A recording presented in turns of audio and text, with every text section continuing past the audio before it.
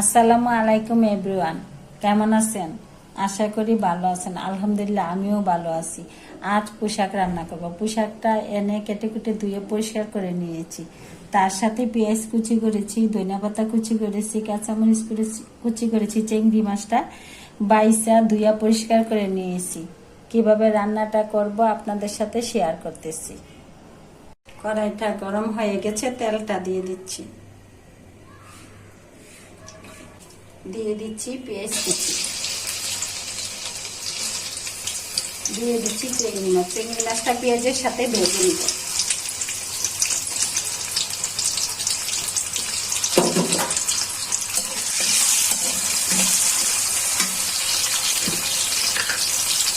সাথে দিয়ে দিচ্ছি স্বাদ মতো লবণ। ভালো করে মাছটা ভাজা হয়ে যায়।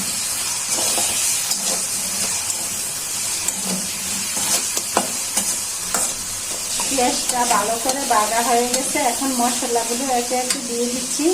আর মশলাটা যাতে পুড়ে না যায় হালকা একটু ঝুল দিয়ে দিচ্ছি।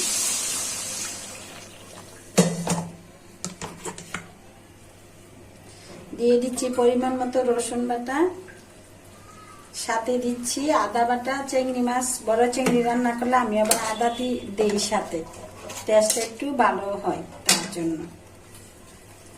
দিয়ে দিচ্ছি পরিমাণ মতন হলুদের গুঁড়া, দিয়ে দিচ্ছি পরিমাণ মতো মরিচের গুঁড়া, দিয়ে দিচ্ছি পরিমাণ মতো জিরার গুঁড়া।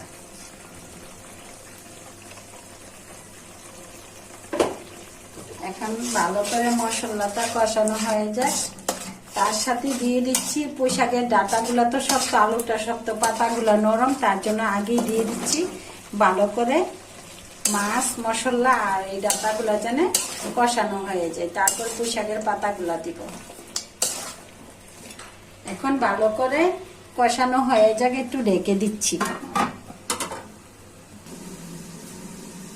তো বোনেরা দেখি তরকারিটা কষানো হয়েছে কিনা। হ্যাঁ, সুন্দর মতো কষানো হয়ে গেছে। আলু সিদ্ধ হয়ে গেছে, ডাঁটাও সিদ্ধ হয়ে গেছে। তো বোনেরা এখন পোশাকের পাতাগুলো দিয়ে দিচ্ছি। পাতাটা আগে দিলে একদম কালো কালো হয়ে যায়, সবুজ থাকে না, তার জন্য আমি কষানোর পরে দিই।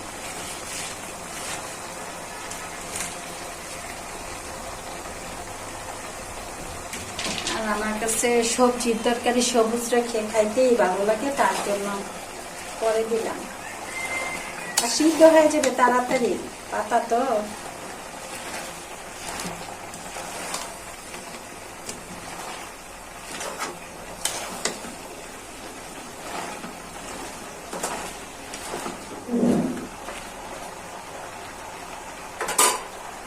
বোনের একটু ঢেকে দিচ্ছি ভালো করে সিদ্ধ হওয়ার জন্য।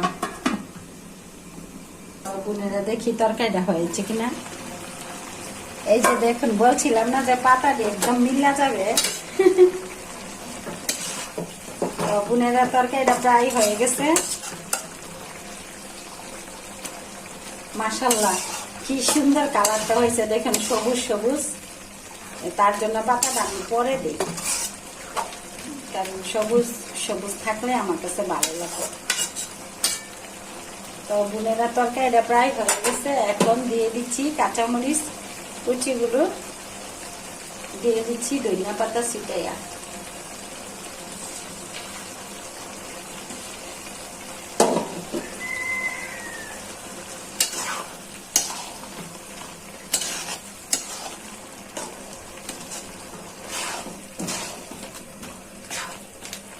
তো বোনেরা একটু চেখে দেখি কিরকম হয়েছে। মাশাআল্লাহ সেই স্বাদ, সেই গ্রাম। তো বোনেরা ভালো থাকবেন, সুস্থ থাকবেন। আমার ভিডিওগুলো বেশি বেশি দেখবেন, লাইক করবেন, কমেন্ট করবেন, আমার পাশে থেকে সাপোর্ট করবেন। আল্লাহ হাফেজ।